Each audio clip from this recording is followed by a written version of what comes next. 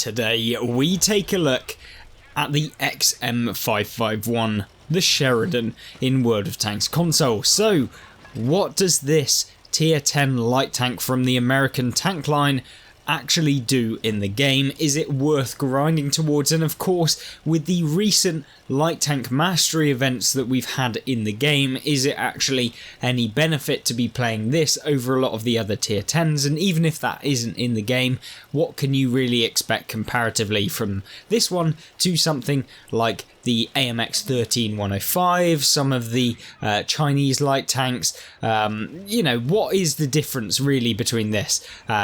Primarily what this difference is that this plays a lot more like a medium light tank. And I don't mean that in the sense that you get medium tank armor. I mean it in the sense that you are the size of a medium tank, you get kind of medium tank actual weapon damage. You also get a variety of other extra things that you can find within the game when playing the Sheridan. You don't typically get the fastest speeds either, and that makes this tank a little bit annoying to play in some regards, because typical light tanks like to circle a lot of the vehicles that they come up against, whereas this one is just not possible to do that. So you are not going to be able to out-traverse a lot of the other heavy tanks that you may meet. And also you can get a lot of the light tanks YOLOing you, because ultimately it's harder to hit a smaller target than it is for them to hit you, because you are a giant box of hit points, and those giant box of hit points typically just disappear very quickly, especially when you compare the typical health of the tier 10 light tank being 1600 to the actual health of a lot of the heavies. Even things like the Maus have nearly double the hit points that you have, so you've got to be very, very careful with how you play things like the Sheridan, and ultimately you have to be very careful with whether or not this tank it can just go in or do various different things like that. So you need to be very, very mindful, and also know the maps really well to know when it's kind of best suited for you to kind of move up and do things like that. But regardless of all of that, what does this vehicle offer in terms of a true light tank potential? Does it offer any actual advantage to be able to spot?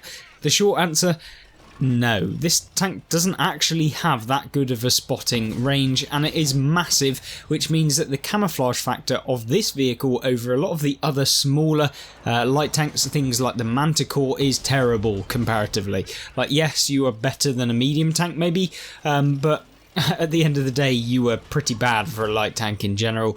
And so yeah, I think that it's a very difficult tank to make work as a traditional light tank because of all of those reasons that we've just listed, but it still can be made to work more like this medium hybrid light tank that you kind of see within this gameplay. And why we managed to have a great result that we did in this gameplay is by using all of the means that we have at our disposal to do so, and hopefully you can take a few tips when grinding towards basically this tank. And if you're playing any of the previous tanks in the tank line, because they are all pretty much the same, the T49, the Bulldog, they're all a little bit different from your traditional light tank. So if you have been playing the French light tanks, then hopefully this will give you a little bit of an insight as to how you can play them. So what you want to be doing is not getting pushed out by your little toxic teammate who thinks he's really funny. So I'd like to highlight Intoxics here for being an absolute numpty, for lack of a better word, in this game, obviously thinking he's really cool, but yeah, obviously I'm a little bit triggered about that since I took a hit that I literally didn't need to take, but there you go, things happen and we just have to go through it and try and work out a way to best overcome it. Now the game is kind of coming to a little bit of a stalemate, and so that is when light tanks like the T49, like the Sheridan, like the M41 Walker Bulldog can come into a bit more of an effect than things like the traditional light tanks that you see in the game. And that's primarily because this tank has a far more meaty gun. It's a little bit more dangerous in terms of being sat in front of its main armament than maybe something like the Manticore, which takes an age to reload comparatively. You know, the Manticore can do 390 damage, but I think it takes about 8 or 9 seconds to reload, comparing that to the Sheridan, which takes like, 6 seconds to reload. So the difference is massive, and that's really what the advantage of playing this tank has, and why in the later stages you can rack up a lot of damage and throughout at the same time. So at this point what we can do is start trying to get some assistance damage. The game is come to a stalemate. The enemy team don't seem to be getting spotted. There's no real light tanks doing anything. So at this point I need to take the initiative and actually go and spot. So I've been neglecting that throughout this game, but that's primarily been because the enemy team have been progressing towards us and we need to deal with a flank first before we try and move up. Now, we go for the shot on the Foch 155, which, granted, could have been dangerous depending on if we got spotted, but nonetheless, if we can put a nice early shot into him, then that'll be nice. Now, we don't go for the shot on the CS because I don't want to get spotted and then end up not actually hitting this guy, so it's very important that we do take out every single tank that we are hitting,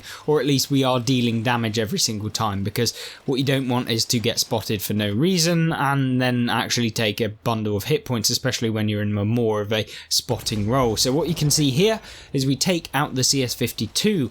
Now I note that the T62A has obviously realised that this is the case and he started moving down. I wasn't sure if he's going to try and YOLO me, if he's just going to literally sit hold down somewhere, if he could get a place to do that. So I kind of already preemptively made the move.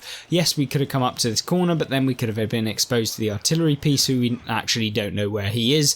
So yeah, it was a little bit risky. Now, nonetheless, we do go for the shot since we'd been already spotted by him, and we find a nice little angle to place around into the escaping T62A, who for some reason none of the teammates had decided to hit up until this point. Don't worry, that's a continuing trend throughout this video as we go forward. Now I do take a hit from the Conway, who however has managed to hide in that bush literally straight in front of me, which was super annoying, and yes, we would have been able to be more than just a one shot from pretty much every vehicle in the game had we not been pushed out by a teammate, but you know, that's always fun.